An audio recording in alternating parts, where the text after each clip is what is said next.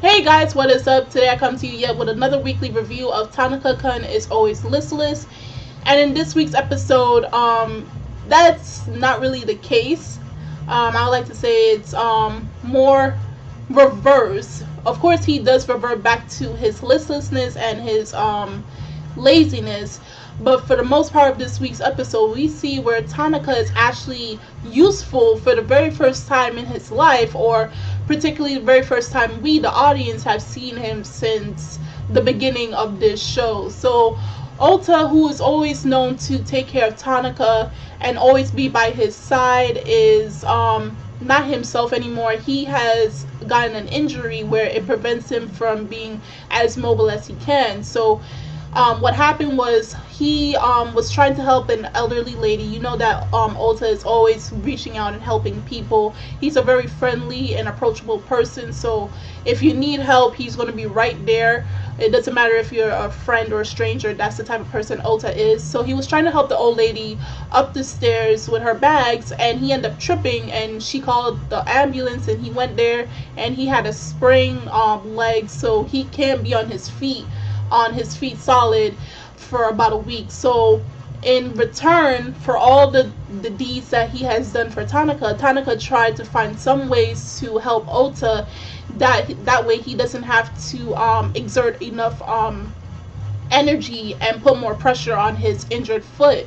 So Tanaka, while at the same time he's still himself, he tries many methods where he allows Ohta to lean on him whenever they're walking. He even tried to attempt to do the thing that he always does for him, where he tries to pick him up and tuck him underneath his arm. But because Ohta is so much bigger than Tanaka, that proves to be quite difficult.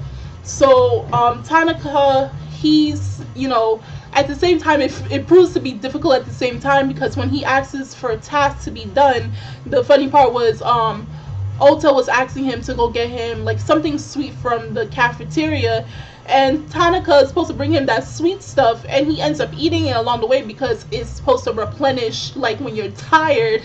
And he's like, I don't know what you're talking about. What happened to my sandwich? I don't know what you're talking about. So it was very funny to see how things were in reverse, especially for these two, and to see Tanaka in a different light somewhat. So there are also parts where Tanaka, where they were doing self-study, he was so passionate about sleeping that he forced himself to do his classwork, and he was so passionate to do so. And I never seen someone who wanted to be lazy so bad. They tried their best to accomplish whatever task is before them. And I don't know how it was possible for Tanaka to get lost in their school building, because there was a fire drill and he got lost there.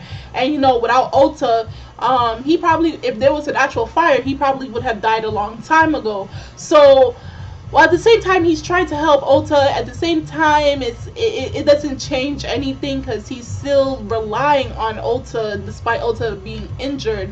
And it's not really important, but the scenery of this week's episode, I never really paid attention to it in the other episodes, but the scenery in this and the landscape was just really fantastic to see. Like when they have just those parts where they just focus on like houses and lakes and everything, it was really amazing to see. So that's not the main focus, but by the end of the episode, Ohta is all better. He's ready to go, and Tanaka decided to have an unofficial Ohta day, where it's basically a day just for Ohta, and he made him like cards or a strip of paper where he says he can do anything he likes for that day, but yet they prove to be useless once again, because Ohta once again has to help Tanaka in doing everything that he needs him to do.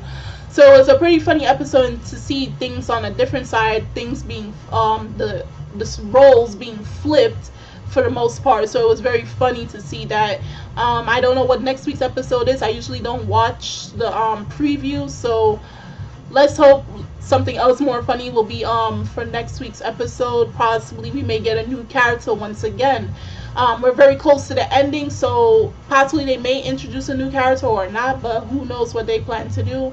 If you saw this week's episode of Tanaka-kun is Always Listless, do tell me in the comment section below what your thoughts were on it. What was your most favorite part, and how do you like that the roles have kind of changed. The links are in the description box, so you guys can go check that out. And I'm Kimmy-chan of Anime Legends Podcast, and I hope you guys have a wonderful Memorial Weekend and Memorial Monday, and I will see you guys later. Bye!